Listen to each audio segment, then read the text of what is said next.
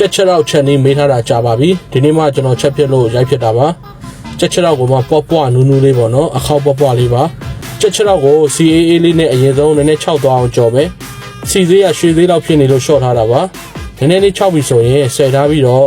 မီးကိုပြင်းပြင်းလေးထားပြီးတော့အရင်ပူမှထည့်ကြော်ပါမယ်အဲဆိုရင်ချက်ချက်တော့ပေါ့ပွားလေးတွေဖြစ်သွားပါပြီအဲဆိုပွားထားလာတာပေါ့နော်ပြီးတော့အဲရွာထားနေတဲ့ချက်ချက်တော့တွေကိုရေထဲမှာထည့်မယ်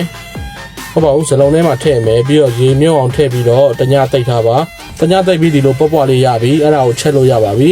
ရင်းကျွတ်သွန်ပြူ6ကောလုံးနဲ့နှစ်ပွင့်တို့ကိုစီတက်ပြီးတော့ချက်ချက်တော့ထည့်လိုက်ပါမယ်အဲ့တော့ဘာဖြစ်လဲချက်ချက်တော့တွေလေးပေါ်မှာဝဲ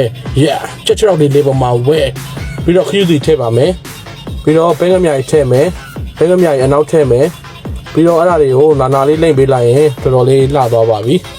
ဒီကြမှာရေကိုမနှုတ်တစ်မြုပ်ထည့်ပြီးတော့45မိနစ်အုပ်ထားပါနူးနူးအေးလေးဖြစ်လာပြီဆိုရင်ဆွဲလို့ရပါပြီခင်ဗျ